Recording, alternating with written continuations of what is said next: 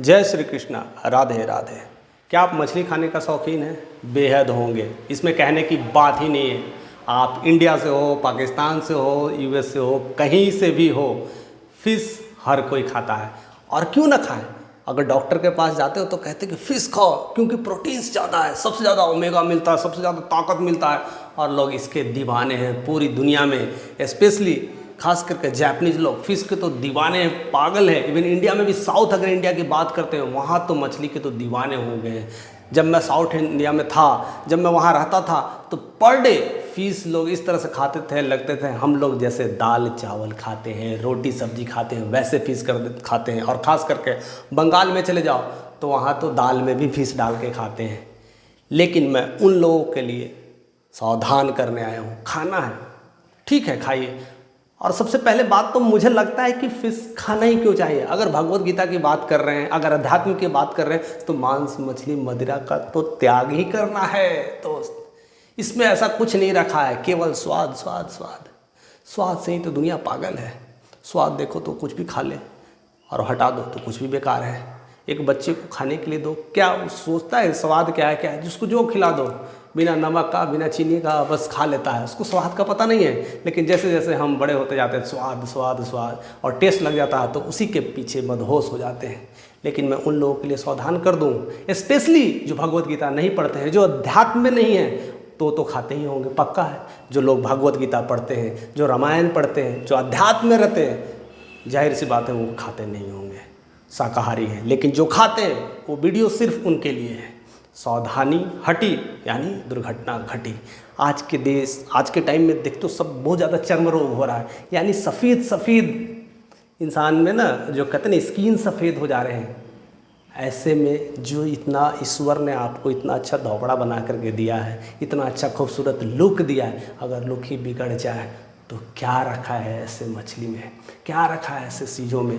हमें ध्यान रखना है कि कब खाना है, नहीं खाना है। अक्सर अगर हम पढ़ते हैं फ़िश के बारे में कि क्या क्या मिलता है, तो फ़िश खाने से आपको जैसे ही टाइप करेंगे दिमाग तेज होता है तो लोग खाएंगे, माइंड स्किल्स बढ़ता है तो खाएंगे, प्रोटीन्स पावर मिलता है, सेहत बढ़ती है, ताकत बढ़ता है। ये सब तमाम चीज़ों की बातें होती है क्योंकि फ़िश की बात होती है। फ़िश के नए नए शेप्स दिखाए जाते हैं, वैरायटी दिखाए जाते हैं, fried fish, non fried fish, ऐसे कई सारे आइटम्स कटलेट के रूप में दिखाए जाते हैं, जिससे अट्रैक्शंस बढ़े और लोग उसके दीवाने होते चल जाते हैं और उसको तरह तरह से खाते हैं। लेकिन कुछ सावधानियां हमें रखना है जो फ़िश के दीवाने हैं, कि उसके किस चीज़ में कॉम्बिनेशंस कैसे लेना है। अगर किसी कॉम्बिनेशंस अगर गलत हो गया तो वैसे ही आपके चेहरे जितना अच्छा खूबसूरत लुक्स दिख रहे हैं आपके, वो लुक्स ना रहे तो फिर क्या फ़ायदा।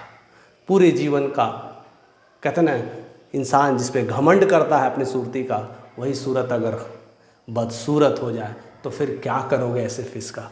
ध्यान रहे कि फ़िश कैसा लेते हैं, कैसे फ़िश लेते हैं, क्योंकि कई फ़िश ऐसे होते हैं जो किस तरह का आहार विहार लेते हैं, उनमें अलग अलग चीज़ें पाई जाती है। इसलिए स्पेशली दिया जाता है कि ये फ़िश नहीं खाना चाहिए, ये फ़िश खाना चाहिए। डॉक्टर्स भी सलाह देते हैं, लेकिन हम तो अपने टेस्ट का सलाह लेते हैं। जैसा टेस्ट जिसमें अच्छा लगा उसको दीवाने हो गए, उसको खाने लगे। लेकिन कुछ चीज़ें सावधानियाँ हैं जो नहीं खाना चाहिए।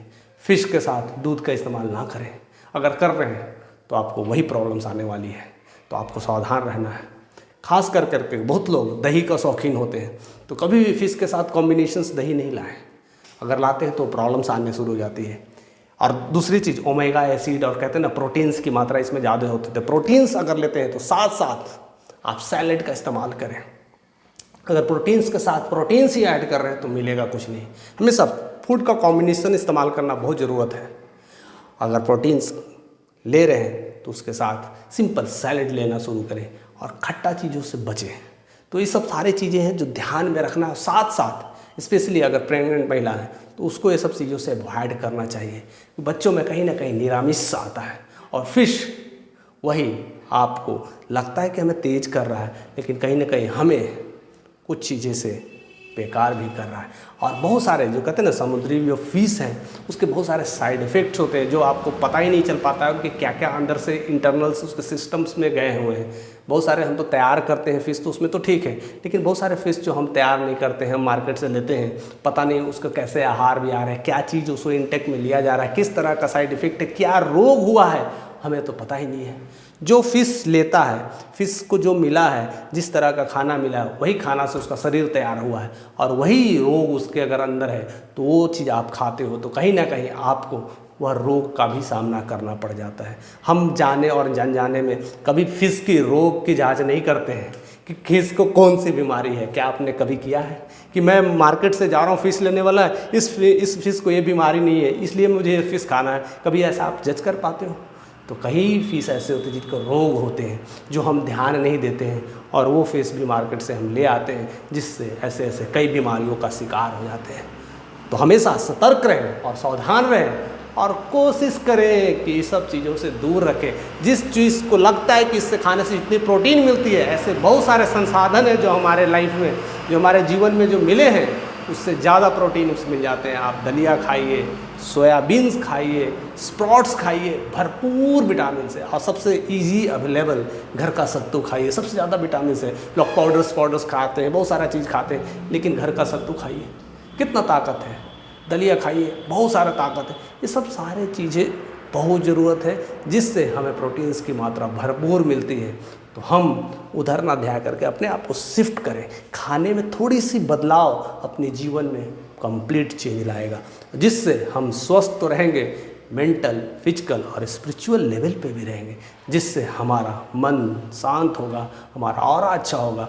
और जो खास करके स्पेशली महिलाएं जो गर्भ में हैं, बच्चे अगर पढ़ रहे हैं, तो उनको इस तरह से अवॉइड करना चाहिए। कहीं ना कहीं इन्फेक्शंस की खतरा पड़ जाती है और जिससे उसके पेट में रहने वाले बच्चों को भी डर होता है, प्रॉब्लम्स हो जाती है, तो उन्हें अवॉइड करना चाहिए।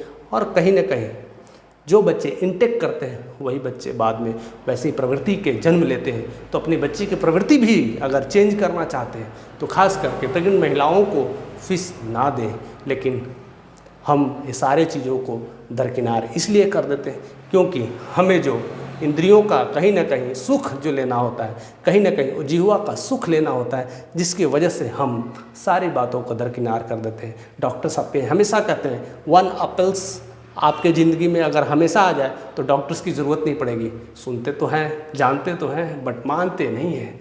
एक बार मानिए, एक बार करके देखिए, और जितना प्रोटीन्स आप लेने की कोशिश करते हैं उस माध्यम से एक बार दूसरे माध्यम से लेने की कोशिश करें। एक बार जितना खाना आप सोचते हैं कि हम मांसाहार भोजन से लेते हैं, जितना प्रोटीन्स मिलता है, उतना ही पैसा का इन्वेस्ट अगर आप शाकाहार जीवन में लाने लगे तो देखिए आपका चरित्र, स्वभाव, गुण, आपके अंदर सब कुछ बदलने लगेगा और आप तंदुरुस्त, ताज़ा और फ्रेश महसूस करने लगेंगे। आप डॉक्टर की ज़रूरत नहीं पड़ेगी, खुद आप डॉक्टर हो जाएंगे, यानी आप खुद ठीक और हेल्दी हो जाएंगे। तो ऐसे हमारे साथ बने रहिए, छोटे छोटे टिप्स भी लाते रहेंगे और नई नई बातें बताते रहेंगे। भगवत गीता हो, अध्यात्म की बात हो, चाहे मोटिवेशंस की बात हो, चाहे जीवन में आग लगा देने की बात हो या जीवन में टेंशन्स हो, हर टॉपिक्स को हम आपके साथ लेते आएंगे। या आध्यात्मिक से हो या मोटिवेशन से हो या फिर किसी भी राजनीतिक माहौल से हो या राजनीतिक गर्माहट से हो या पुरानी की गर्माहट से हो या अंदर की क्षमता हो या बाहर की क्षमता हो, हर मुद्दे पे हम डिस्कस करने के लिए आपके साथ बहुत जल्दी ही हर टॉपिक्स पे आते रहेंगे, मिलते रहेंगे। और आप भी कमेंट के माध्यम से हमें बताते रहें, वैसे मैं टॉपिक्स पे पूरी रिसर्च कर करके आपके साथ ऐसे ही आते रहूँगा। जय श्री कृष्ण।